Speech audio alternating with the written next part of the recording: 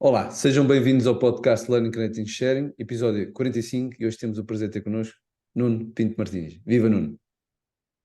Olá, Luís. Antes de mais, agradecer aqui o convite. Olha, é um prazer estar aqui à conversa contigo. Olha, obrigado eu por aceitares o desafio. Olha, costumamos começar com a pergunta talvez a mais difícil de todas, porque é falar um bocadinho quem é o Nuno e um bocadinho da sua jornada profissional e pessoal, para partilhar aqui com a nossa audiência. Olha, eu acho que é mesmo a pergunta mais difícil porque falarmos de nós é sempre um bocadinho complicado. Eu costumo apresentar de uma forma muito simples, até nas formações, dizendo: Olá, eu sou o Nuno e sou pai. E agora tudo o resto que eu venho a acrescentar aqui, se calhar, é muito pouco relevante. Eu tenho dois filhos, um adolescente acabadinho de entrar na adolescência com 13 anos e uma menina de 9 anos. São aqui o meu principal desafio. Para além de pai, sou formador certificado na área da disciplina positiva e é uma grande paixão que surgiu já aqui há uns aninhos. Se calhar vamos ter a oportunidade também de falar um pouco sobre isto. E, portanto, na prática, na verdade, digamos, vou sendo aqui uma espécie de treinador de famílias, vou tentando empoderar os pais, os educadores também de uma forma geral, nessa construção diária, não é, de conexão e de relação, com os miúdos. Enfim, é um bocadinho esse aqui o meu propósito ou a minha missão. Boa. Podias-me partilhar aqui connosco como é que nasceu este projeto, ou seja, Educar pela Positiva? Como é que vês este impacto na vida das famílias, nos pais, como um todo, assim, de uma perspectiva aí do teu desafio, do teu propósito? Olha, nasceu precisamente das minhas dificuldades, das minhas dúvidas enquanto pai, não é? Sentir que aquelas ferramentas que nós temos dentro de nós para educar, não é? Porque, na verdade, nós não tiramos propriamente um curso para aprendermos a sermos pais, não é? Então, nós, perante os desafios da educação, vamos reagindo, somos reativos, não é? E é aquilo que temos dentro de nós que vamos colocando em prática. E então eu sentia que a repetição, talvez, do padrão daquilo que também, de certa forma, foi o meu próprio padrão educacional, se calhar não resultava, ou não estava a resultar aqui com os meus filhos. Eu Uhum. até tive uma educação bastante positiva. Acho que a família não se escolhe, mas tive muita sorte aqui também nos pais que me calharam. Mas tal como eu também cometo muitos erros, os meus pais também terão cometido os erros deles, não é? Uhum. E perceber que, por vezes, utilizar alguns métodos mais, enfim, mais baseados talvez na punição, como fazem a maioria dos pais, não estavam a resultar. E, portanto, fui à procura aqui de compreender um pouco mais também como é que funcionam as crianças, como é que funcionam os Uhum. miúdos, tentar trazer alguma informação em primeiro lugar, e para a partir dessa informação e dessas ferramentas e dessas novas estratégias, começar a construir uma relação que me aproximasse da ideia do pai que eu queria ser. Portanto, foi um bocadinho isso, ir à procura, como é que eu posso conseguir ser o pai que eu quero, que estava muito longe essa ideia daquilo que era o pai que eu era, não é? Boa. Um pai que se calhar gritava com facilidade, que se calhar era pouco paciente, que tinha algumas dificuldades em lidar com os comportamentos desafiadores, e portanto foi um bocadinho esse caminho que eu iniciei já há meia dúzia de anos e que me traz aqui a esta conversa também contigo. Boa. Ou seja, no teu livro, que eu já o li e recomendo, efetivamente, existem, no título, ou seja, para mim existem dois desafios, que é, diz, educar, o grande desafio, e acima de tudo, pela positiva, ou seja, junta aqui dois desafios num só, como eu costumo dizer. Qual é que estratégias, ou seja, tu consideras que sejam relevantes para que os pais pudessem implicar de uma forma, vamos chamar simples, por assim dizer, no dia a dia, porque essas vão criar efetivamente impacto a longo prazo, muitas vezes. Antes de mais, achei graça a tu teres feito essa separação, não é? Do educar e depois pela positiva. E eu lanço aqui uma pergunta para quem nos está a ouvir, também para ti. Mas porquê que temos que educar pela negativa? Ou seja, porquê que tem que ser ao contrário? Será que as crianças só aprendem com a repreensão, com o grito, com o castigo ou com a palmada? Bom, eu acredito que não. Eu acredito que as crianças podem aprender sobretudo através do estímulo, através da envolvência, da conexão, quando são envolvidas no próprio processo, quando percebem que têm voz. quando se sentem importantes e se sentem válidas, terão muito maior tendência, acredito eu, para cooperar, para colaborar, portanto, se calhar já respondendo diretamente à Pois, tua questão. Um, esta forma de educar, de facto partirmos da ideia de que as crianças têm igual valor ao adulto. Atenção, os papéis são diferentes, não é? E pois, nós sabemos que enquanto pais não temos o mesmo papel, ou temos um papel se calhar diferente, um papel de educadores, um papel de orientadores. É importante não esquecermos aquilo que é o nosso poder de autoridade, mas que isso não se confunda com autoritarismo, que são coisas completamente diferentes. Eu costumo dizer, e eu sei que esta é uma questão um bocadinho polémica, nós podemos ser os melhores amigos dos nossos filhos. Eu acredito nisso. Há quem diga, não, não, não, nós não temos que ser amigos dos nossos filhos. Pois eu discordo totalmente. Eu acredito que sou um dos melhores amigos dos meus filhos, não tenho a veleidade de acreditar que agora, sobretudo na entrada na adolescência, que serei sempre o número um, nem é essa a minha ideia, mas acredito que com as bases também que estão construídas com os meus filhos, eu estarei sempre entre os melhores amigos.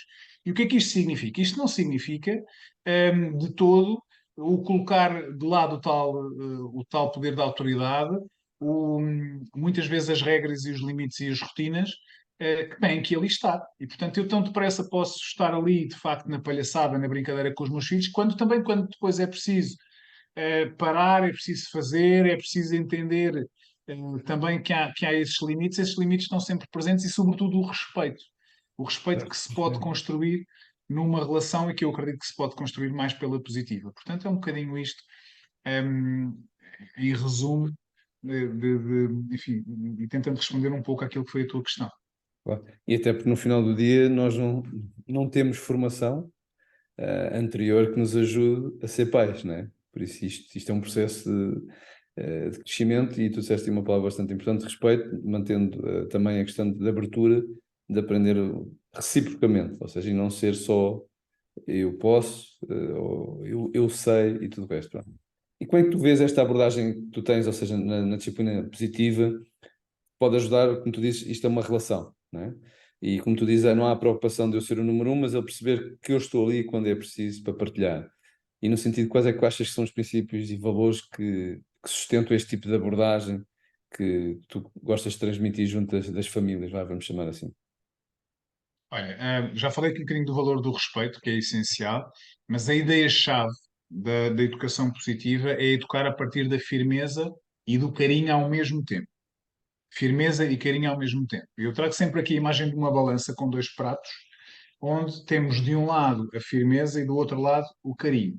No Uhum. prato da firmeza, podemos encontrar regras, limites e rotinas que nós sabemos que são importantes para os miúdos, não é?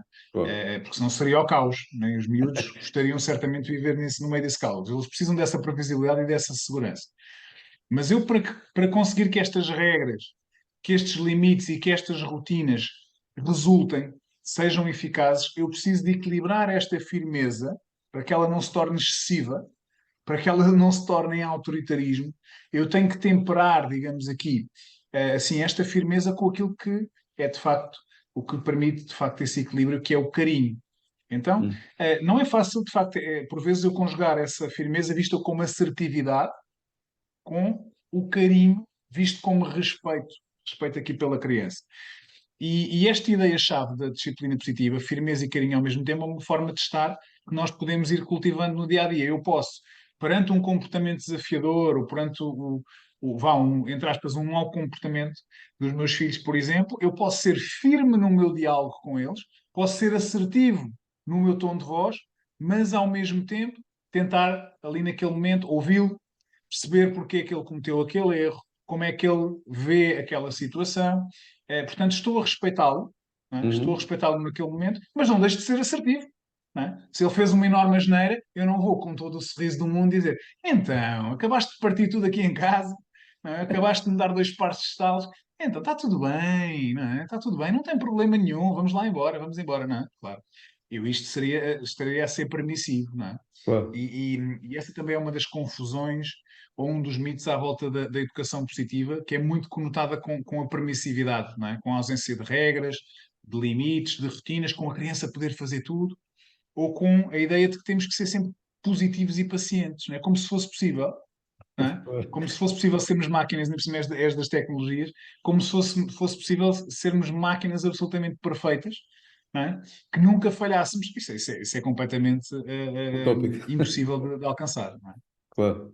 Ou seja, e acima de tudo, o que eu entendo no processo de educar pela positiva, há um objetivo que é, efetivamente, permitir às crianças que sejam autónomas, que elas tenham a própria também, ou seja, não crie desequilíbrios a nível de autoestima, né? Ou seja, por isso deve haver um conjunto de, vamos lá chamar de processos, ou se calhar uma palavra mais rígida, regras, mas eu costumo dizer processos, para que ajude os pais, com eles, em conjunto, poder criar essas competências, não só no presente, mas também no futuro, né? Junto à sociedade, né?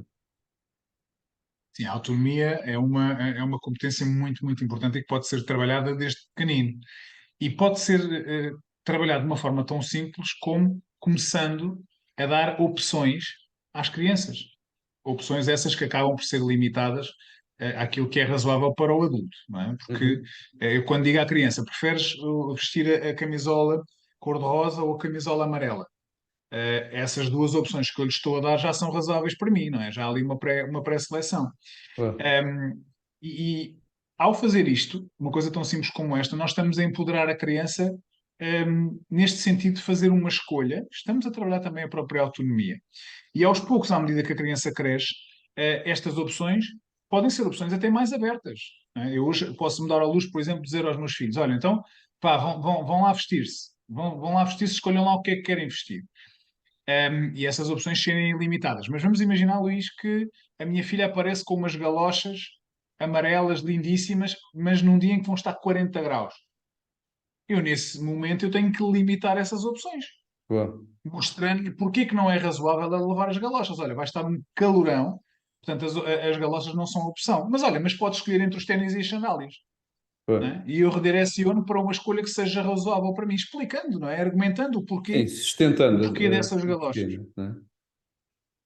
E então este processo que se pode ir trabalhando está de facto aqui a empoderar os nossos miúdos e a ajudá-los a fazerem escolhas. Isso é muito importante, porque nós muitas vezes queremos assumir as rédeas de todas as decisões. Eu é que sei, lá está, eu é que tive a experiência, eu já tive essa experiência e, portanto, não vale a pena correr esse risco. E muitas vezes a criança perde ali uma oportunidade, às vezes até de se frustrar, com a falha e Claro. com o erro, que às vezes é importante Uhum. também. E, portanto, se nós lhe permitimos, por vezes, correr um risco, por vezes orientado, com supervisão, quanto mais pequenina é, obviamente, Claro. mais supervisão e orientação precisa. Mas as crianças precisam também de correr alguns riscos para perceberem, quando falham também, o que é que sentem e que aprendizagem é que podem dali tirar. Então, uma das coisas que eu aprendi com a disciplina positiva foi que os erros são fantásticas oportunidades para aprender. O momento em que eu falho enquanto pai, porque me sai o grito, por exemplo, é uma grande oportunidade para eu depois pensar porque é que isto me aconteceu? Porque é que me saiu o grito? E Uhum. o que é que eu agora posso fazer para aproveitar esta oportunidade? Se calhar pedir desculpa ao meu filho, não é? Por lhe ter gritado. Isto é o aproveitar da oportunidade. Não é? Uhum. Explicar, olha, desculpa ter gritado contigo, eu estava cansado, ou enfim, qualquer que seja a razão, isto não me fragiliza, isto só me aproxima. E é o poder do exemplo a funcionar, não é? A criança percebe, caramba, tu também falhas e quando falhas és capaz de pedir desculpa, então eu também vou fazer o mesmo, não é? Portanto, isto acaba por ser aqui, trazer aqui muitos fatores aqui de reflexão. Sim. Talvez um ensinamento que aprendi quando tive o meu primeiro filho, um pediatra dizia: eles não vão ouvir o que tu dizes, mas vão ver o que tu fazes. Como é óbvio, acabar de sair da maternidade, aquilo ficou gravado, como é óbvio, mas naquele momento não sabia, entre aspas, do poder daquelas palavras, por assim dizer. E cada vez mais vejo isso no dia a dia do crescimento dos meus. Por muito que a gente queira ser bons escritores ou comunicadores, eu acho que eles seguem o nosso exemplo, né? De uma forma rigorosa até, e agir quando acontece uma coisa, eles dizem, sim, tu estás a dizer que não é assim, mas tu fazes assim. Eu acho que Sem esse, dúvida. Lá está, eles ensinam-nos muito, não é? E o poder do exemplo é poderosíssimo. Acontece muitas vezes, também ser apanhado na curva, né? E a minha filha ou o meu filho dizerem: ó pai, mas tu estás-me a dizer isso, mas tu também fazes.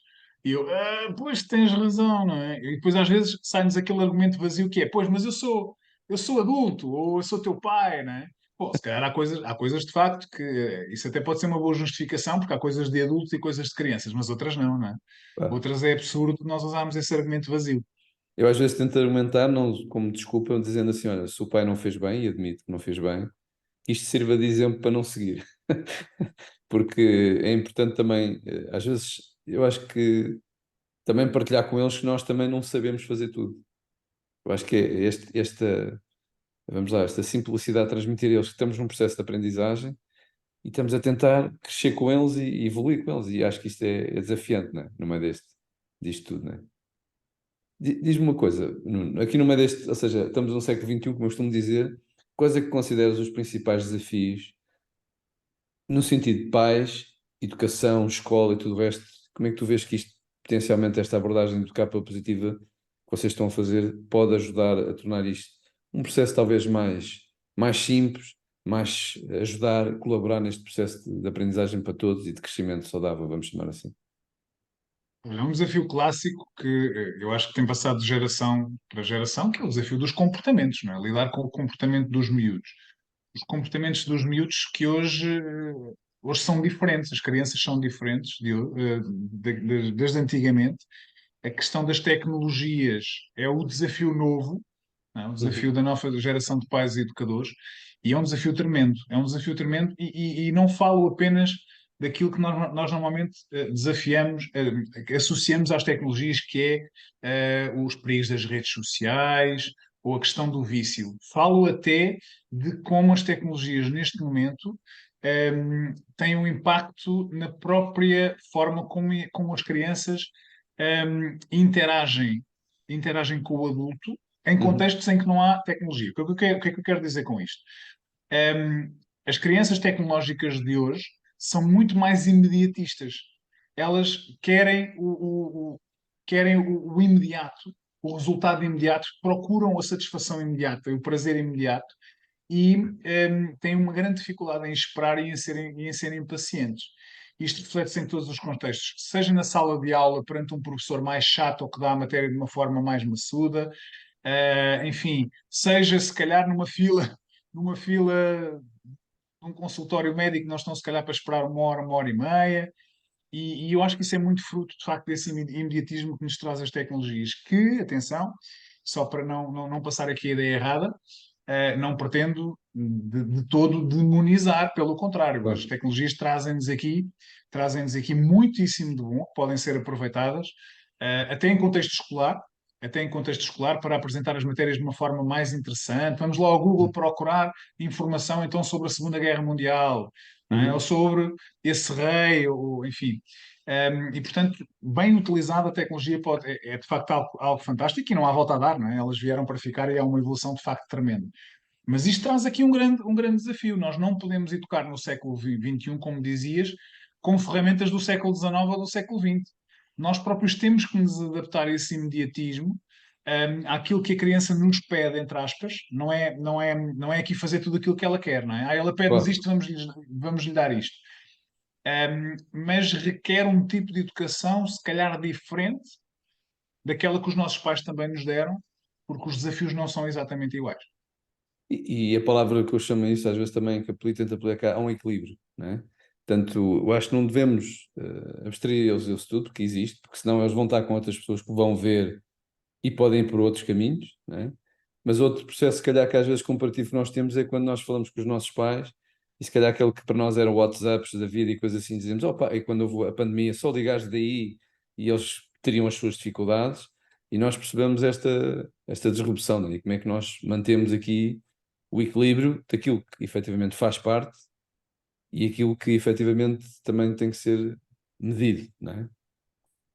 Como é que tu vês a nível de educação, ou seja, o papel vosso aqui no contexto do futuro, que, como nós sabemos, e já é uma opinião mais pessoal, não é o nosso objetivo discutir aqui a educação, porque nós sabemos o que é que se passa, mas como é que tu vês aqui, como é que nós podemos promover esta evolução? Porque eu tenho um conjunto de iniciativas que acho que às vezes já deviam estar incorporadas na educação das crianças, e dou um exemplo, literacia financeira, podia ser isto, educar pela positiva, literacia digital, saúde alimentar, por isso há aqui um conjunto de iniciativas. Eu não estou a dizer que se calhar há escolas que têm, outras não têm, pronto, posso estar aqui erradamente, mas como é que nós podíamos aqui ver isto, tentar trabalhar isto?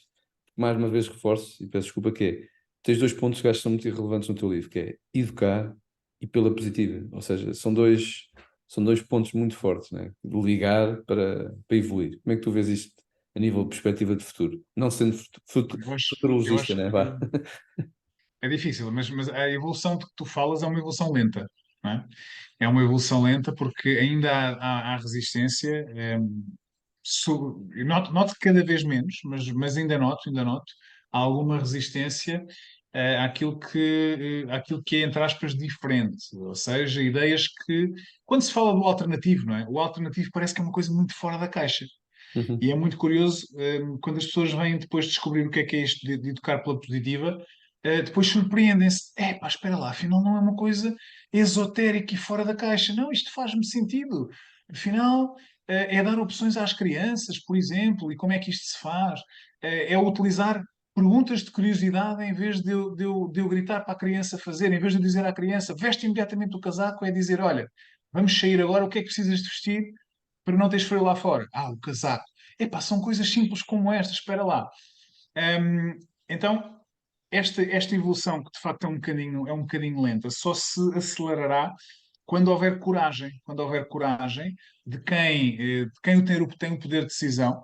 uhum, Já não estou a falar aqui das altas instâncias, porque se calhar essa mudança começa nas próprias escolas, não é? Termos a coragem de implementar, porventura, uma disciplina de inteligência emocional, por exemplo, uhum. ou de educação positiva, Sim, onde, no fundo, criamos ali uma espécie de laboratório das emoções, onde as crianças vão, de facto, encontrar um espaço para serem elas próprias, para trabalharem as suas fragilidades, mas também para trabalharem as suas fortalezas, ou seja, os seus talentos, onde eles possam ser potenciados.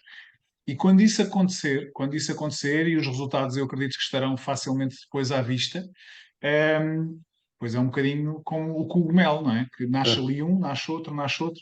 Portanto, eu acredito, não é? Como alguém disse um dia, eu tenho um sonho. E o sim. meu sonho é ver de facto a sociedade abrir-se a uma educação de facto mais respeitadora, que coloque as nossas crianças em primeiro lugar, no centro do processo.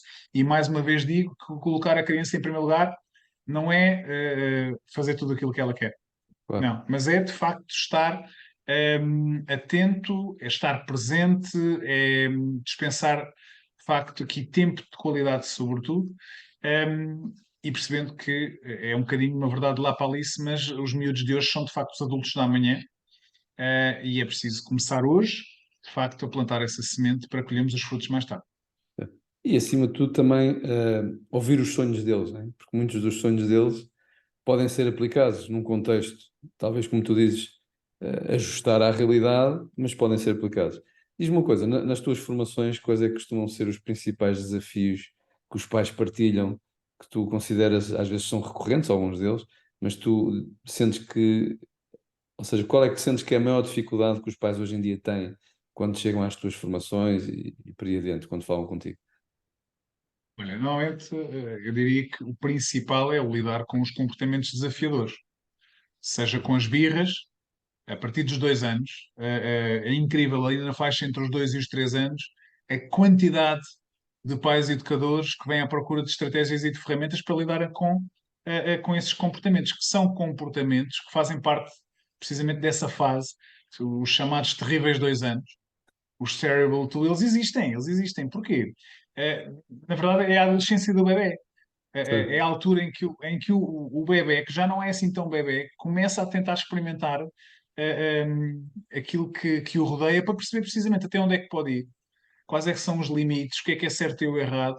Lá está, temos aí uma fantástica oportunidade perante o erro da criança também lhe ensinarmos, não é, que não é para ir por ali, mas que pode ir por ali, e estabelecendo essas regras e esses limites. Então eu diria que esse é talvez ali o principal desafio com os mais pequenos diria, se calhar nos primeiros 10 anos de vida, são os comportamentos desafiadores, que têm sempre uma mensagem escondida por trás e que nós muitas vezes não estamos a ver. Depois ali na adolescência, são as Uhum. tecnologias e o isolamento. Muitas das vezes ligado às tecnologias, mas a dificuldade em entrar no mundo do adolescente, a preocupação com o que é que o adolescente pensa, o que é que o adolescente anda a fazer. Eu não consigo entrar no mundo adolescente, então são essas, assim, resumidamente, as principais preocupações que vão surgindo nas formações. Claro. E acima de tudo que as pessoas sentem que eles se afastam, não é? Parece que já estão no mundo, já estão sem nós e nós queremos, de uma certa forma, não perder aquela camada de proteção, ou como a gente queira chamar. Mas no fim de tudo também percebemos que eles já estão no mundo, já têm a sua liberdade e sentem que podem voar sozinhos, por assim dizer, né? E é difícil esse equilíbrio entre deixá-los voar um bocadinho, que eles precisam disso, e ao mesmo tempo estarmos ali, mantermos na vida deles, não é? Manter-nos presentes, atentos e orientá-los. Eles precisam também de nos dar essa abertura, mas muitas vezes somos nós que os deixamos escapar ali um bocadinho com uma areia entre os dedos, não é? Quando tentamos entrar demasiado no mundo deles, numa altura em que eles estão à procura da sua individualidade e precisam também do seu espaço, não é? Não é fácil encontrar esse equilíbrio no dia a dia. Eu diria que é um processo de aprendizagem, por isso é que eu digo que é um processo de aprendizagem contínuo, não é? Porque um amigo meu dizia que é a fase dos dois, depois é a fase dos três, depois há de ser a fase dos quatro e assim em diante. Quando tem sempre uma fase. Nós é que temos de ter capacidade de rapidamente adaptar, mais ou menos, rapidamente se calhar é muito forte esta palavra, adaptar e também perceber o lado de lá. Este processo que eu acho que nós, como adultos, às vezes podemos ter dificuldade da parte, está bem que aqui podemos julgar porque é o nosso filho, mas a parte de empatia, pôr no lado dele e perceber porque é que ele está a fazer aquilo, né? E por vezes, se calhar, nos esquecemos de perceber isso e fizemos, né? Acredito que houve muitos traços e já me aconteceu. Muitas das coisas que eu vejo às vezes os meus filhos a fazerem são coisas que eu também fiz e não transmitias. Mas se calhar por algum exemplo a gente diz, epá, mas eu também fazia isto, né? E questionamos, né? Deve ser um exercício que também deve passar pelo, às vezes nas formações, certo? Sim, e nós já nos esquecemos que já fomos crianças e já fomos adolescentes, não é? Se nós voltássemos um bocadinho atrás, como é que nós pensávamos na adolescência? Se calhar achávamos os adultos uns chatos também, não queríamos que eles interferissem muito na nossa vida, gostávamos de estar ali no mais no nosso canto. Então é pensar um bocadinho como é que nós na altura gostávamos que eles tivessem lidado connosco. E se calhar não gostaríamos que eles tivessem desaparecido das nossas vidas. Pelo Hum. contrário, sobretudo os nossos pais, não é? Caramba. Claro. Foi importante para nós, certamente, ao longo do crescimento, quem teve essa sorte, ter ali os pais por perto. Mas, enfim, com algum distanciamento ou algum Ah, equilíbrio, não é? O adolescente precisa ali, de facto, precisa ali também do seu espaço e começa a ver como mais importante do que os pais, o agradar aos amigos, não é? Isso claro. também muda tudo. Isso muda tudo também aqui na relação. E por outro lado, a propósito daquilo que estavas a dizer, não nos esquecermos que cada criança também é única e nós não educamos duas crianças da mesma forma. Não. Por mais que queiramos, porque Sim. aquilo que resulta com um pode não resultar com o outro. Não é? Portanto, obviamente que a base convém Os valores, seja né? comum, Oh, não sim. é? Os valores, enfim, os princípios, os valores, aquilo que nós queremos passar. Mas depois temos formas diferentes de lidar com cada um, porque eles também reagem de forma diferente. E isso talvez aumente aqui um bocadinho o desafio, mas ao mesmo tempo é maravilhoso, não é? É maravilhoso percebermos que cada um deles é único e que estamos a ajudar ali a construir um ser humano desde o nascimento. Ao mesmo tempo é fantástico. Claro. Diz-me uma coisa, como é que os teus filhos veem este projeto teu no meio deste processo? Como é que eles. Porque deve ser aqui um misto de, às vezes parece que és o pai, outras vezes parece que és o, vamos lá, formador, ou seja lá, não sei a palavra mais correta para apropriar, peço desculpa por isso, mas como é que eles veem este projeto, não no sentido positivo, mas no sentido, como é que eles interferem nisto, não é? Olha, eu acho que eles acham graça e, e parece-me que eles têm, eu sinto isso, que eles têm orgulho no pai. Às vezes o meu pai diz, o meu filho diz, oh pai, tu és famoso. Porque muitas vezes vou na rua e aparece-me uma mãe que diz, você é o Nuno do Educar para o Positivo, eu tenho o seu livro, ou já fui a um workshop. Tem-me acontecido coisas muito engraçadas deste género, que eu confesso que não esperava, porque não sou figura pública e não Uhum. tenho assim, o projeto não tem assim, enfim, tantos seguidores que o justificassem. Mas tem acontecido bastante. E os meus filhos, de facto, acham muita graça a isso. E eu tenho sentido, quando olho para eles nesses momentos, o orgulho que eles sentem. Às vezes, em momentos como na Feira do Livro, eles já tiveram a oportunidade de assistir a um workshop É. em que o auditório estava cheio e tenho a certeza que eles sentiram isso. Foi muito bom tê-los ali. E é engraçado no dia a dia, de facto, ir percebendo a percepção também que eles vão tendo do projeto. Porque às vezes tu tens aquele papel, quando sais das formações a seguir, já voltaste ao teu, ao teu papel de pai, vá, por assim, de família e tudo o resto, e a gente diz, pá, aquilo que eu falei há bocado, agora também vou ter que aplicar no meu dia a dia, né? Por isso é um desafio. É sempre um desafio. Neste momento também eu já tenho aqui as estratégias e as ferramentas já muito interiorizadas e já estou muito em piloto automático. Portanto, já não é algo que eu tenha que pensar muito ou que me preocupe muito e, portanto, já muito naturalmente já vou funcionando, de facto, com a disciplina positiva muito, muito interiorizado. Uau, Isso depois facilita muito, muito o processo quando chega a casa. boa, excelente. Diz-me uma coisa aqui, se calhar mais a nível pessoal, algum livro, algum filme que gostasses de recomendar, além do livro já, o teu, de certeza, é recomendado, que gostasses de partilhar, ou alguma palestra, ou consideres que seja relevante? Sim, olha, há uma palestra incrível de uma professora que se chama Rita Pearson. Ela tem uma palestra fantástica ela fez uma TED Talk. E tem um discurso, não quero aqui ser spoiler, portanto não o vou revelar, mas é um Uhum, discurso muito, muito emocional ao mesmo tempo e muito cru da realidade também nas salas de aula, até num contexto um bocadinho mais desfavorecido, que eu acho que vale muito a pena espreitar. Eu costumo falar precisamente dessa palestra também nas formações. Relativamente a livros é sempre um bocadinho mais complicado porque é sempre subjetivo, não é? É sim. sempre subjetivo aconselhar livros, depende muito daquilo que cada pai ou cada educador procura, na verdade, e sendo um bocadinho suspeito, bom, os livros de disciplina positiva da Jane Nelson são todos incríveis, são todos bíblias, como eu costumo dizer. Uhum, E portanto são sempre livros que eu recomendo. Não são fáceis de encontrar, é complicado, tem que se mandar vir. Não se é, consegue encontrar aqui nas nossas livrarias, e em português mais difícil ainda, mas vale a pena. São livros de facto muito, muito impactantes. Para mim foram, de facto, boa. livros muito impactantes. Estava aqui a pensar em filmes.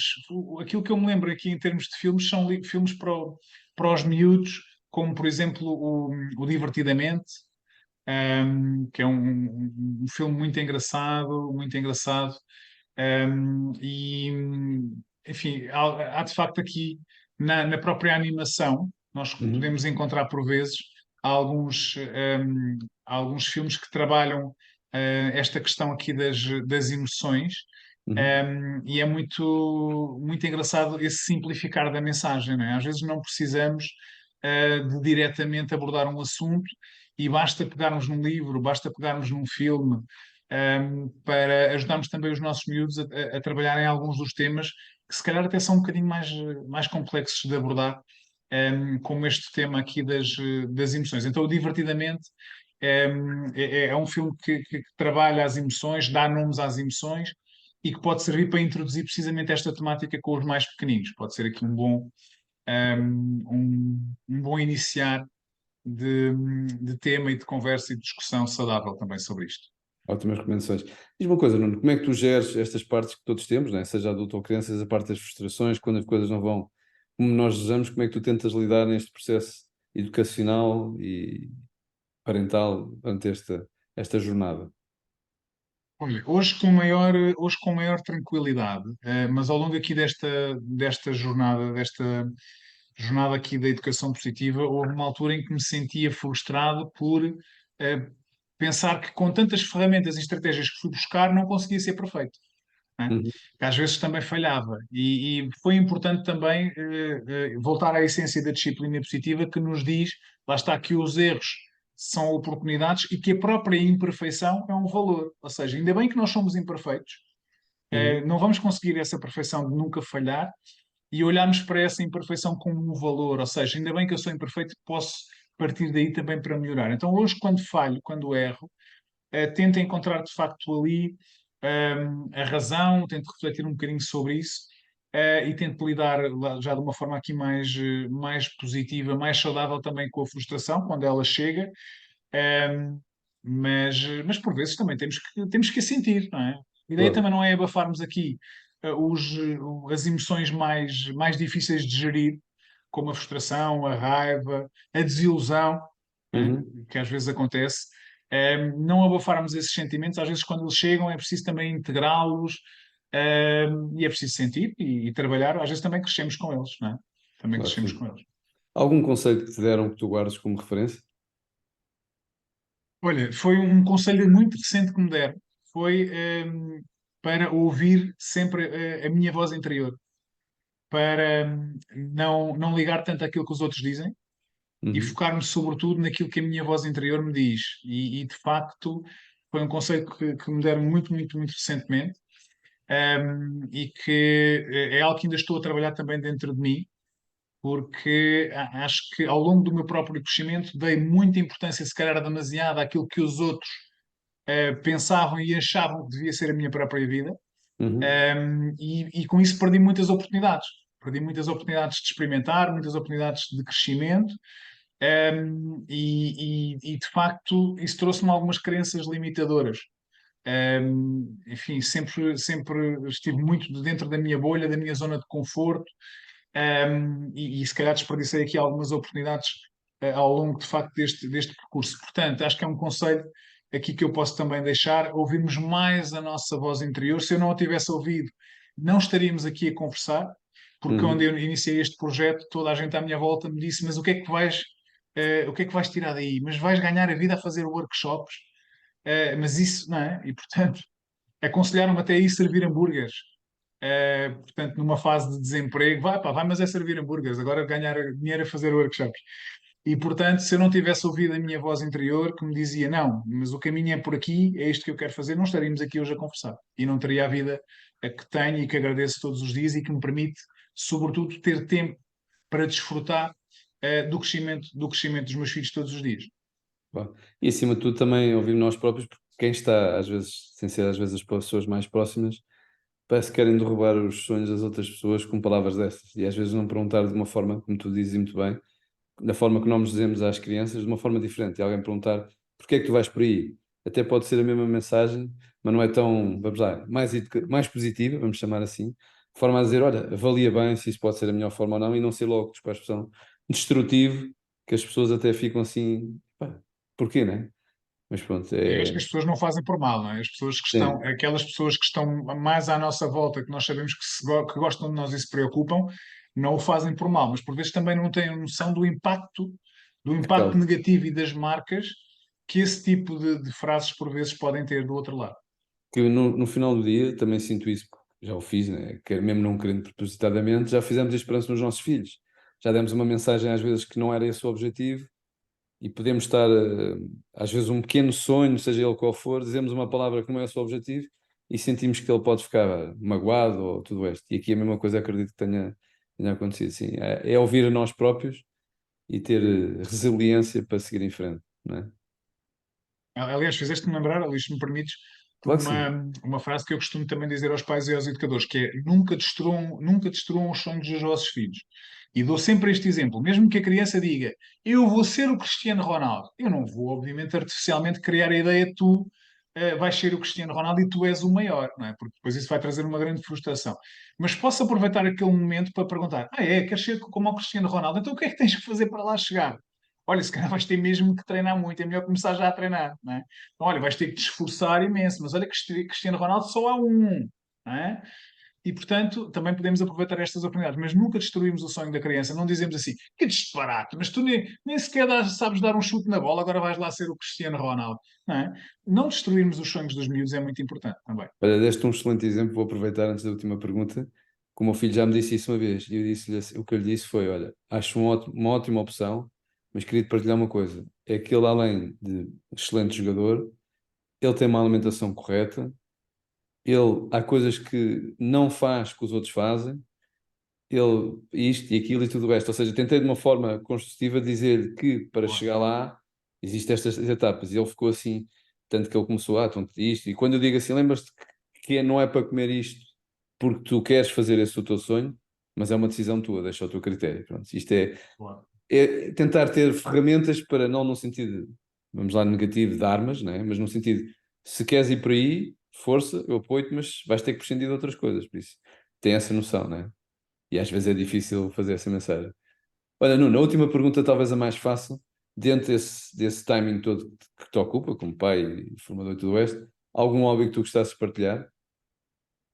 Claro que sim, é a minha paixão pelo pádel. Paddle? Gosto sempre assim de dar umas ractadas. É ali uma divisão entre o pádel e o futsal.